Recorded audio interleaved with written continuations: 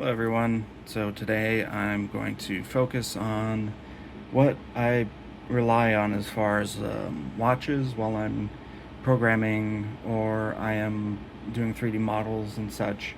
And I use these pretty much every day. Sometimes I'll take them off if it's a hot day and something or another where the watch interferes. However, I wanted to go over my personal selection of watches that I feel are very comfortable, especially when you are doing things such as, as I've mentioned, um, metal watches can be nice. I would imagine there are some lighter watches, maybe. I know Casio has some lighter ones that are elastic. But for me personally, they get in the way. They're a little bit too heavy, and I much prefer something that you can kind of put on and you'll forget that it's there, yet when you need it, it's great to have. So, on to the first watch. This is the one I recommend the most out of the ones I've tried. My collection isn't very big. I definitely have less than probably like 10 watches, and none of them are really expensive compared to like luxury watches. They're all under $100. So firstly, this is the one that I like the most, although I did accidentally break it. And I don't recommend people to shower with their watch on. If you'd like to wash your watch, I would recommend just taking paper towel or rag and wash it by hand. I would not recommend it, and of course that depends on your watch. If it's like these that are waterproof, then you could pretty much just submerge them, especially G-Shocks. So yeah, let's move on. This is the first watch. It's the Casio GA-2200NN. It's a very functional watch. It's a digital analog,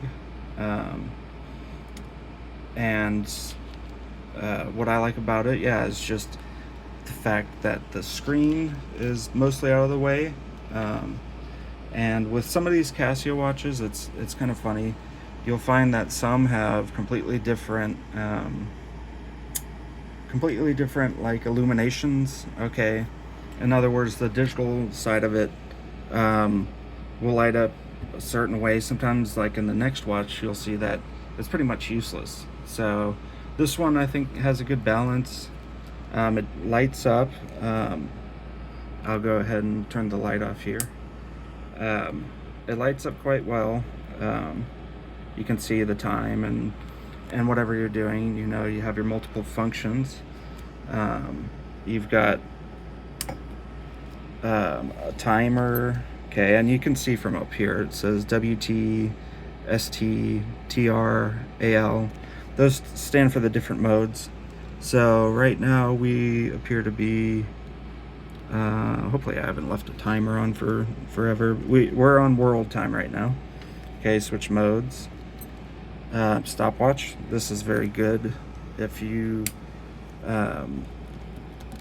are going to like test a game or you want to see how much time you've put in for the day. Definitely use that. Then there is the timer. I mostly use that for cooking, but yeah, it's definitely useful in certain times. And then we have alarms. Okay, so yeah, it's got these functions, and that's definitely all of the Casio G-Shocks that I have. I don't know exactly the size of the face of this watch. I'll add that in later. I chose this color. It comes in a lot of different colors. I did this mostly to match with my other watch that I have. That will be my third choice, that watch. But moving on, my next choice is the Casio GA-700RGB. Okay, this one's a little more hard to see, but I'll show you just here. I do have one major complaint, and again, it's the way the illumination works on it. In light, you can't really even see it. And it's got a similar thing where you can change to different modes. Controls are pretty much set up the right way, but it's large. During the daytime, it's really useful, and you can easily see the clock hand. So I wouldn't necessarily say it's useless because of that, but again, I'll show you. This doesn't illuminate. It might illuminate better on camera, but not. See, you can't hardly see the timer here, and that's one of the major drawbacks. However, my positives with it is that it is large. You know, it's easy to read in terms of what time it is right now, and there is still some functionality for the digital side of it, but it definitely lacks, and I think that's a really bad issue. So that's my number 2, just because it's so large and easy to read the clock face. And then this would otherwise be my number 2. This is the Casio DW-5600NN, which their 5600s, I believe, are just like their classic, you know, kind of watch face, watch shape, the square. It's very easy to read. The illumination, let's see, I think it's on this side, is a little changed, but it's very visible. Okay, so a lot of these watches, yeah, that's the main difference, is just the illumination style. Okay, the lights on here, it's a little harder to see during daytime, but definitely easy to see at night. So yeah, that's my third pick. And then as far the last one, the Casios that I have, that I use, this is my little miniature calculator one. It got scratched pretty easily. It's got a lot of functionality. You can input the time or date with the buttons. There's a data bank, all sorts of stuff. Of course, it's a calculator.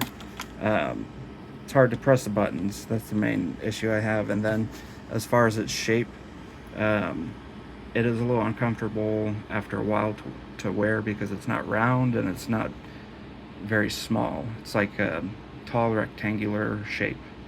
So it's fun, it's novel, and I'm glad I have it. The illumination's very good on this one. Believe that, no. Let's see, it's probably up here. Yeah, it's more of an amber color. Very good illumination. So that's the last of the Casio. So yeah, basically, as far as it goes with the mice, or not the mice, the watches, can't really go wrong with like the silicone or resin kind of straps, and Casio does pretty much a great job of all of that. And this is a little novel idea somebody had back in the day.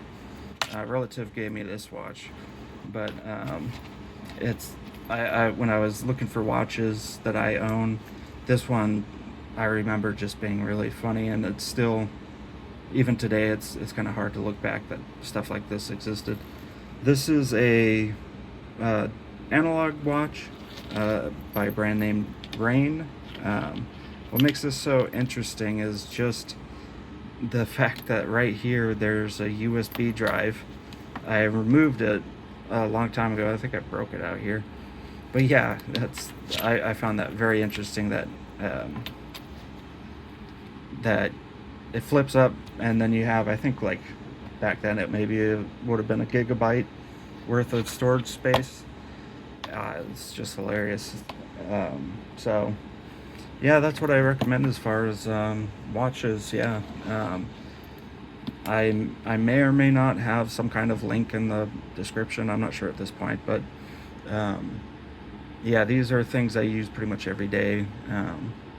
The most important thing I feel as someone who does 3D models and works with game engines a lot is a vertical mouse. You definitely don't want to get carpal tunnel. This one's a little small for me, but it was cheap enough and works extremely well. I have virtually no wrist pain unless I spend every single day on the computer, and even writing seems to get my wrists a little sore, but it hasn't gotten to the point where I've gotten carpal tunnel. It's important to give your arm a rest when you're clicking and online and all of that. So yeah, vertical mouse is definitely useful there. So yeah, I hope everyone has a good day. I hope some of this can help you guys in your development progress, and yeah, thank you all.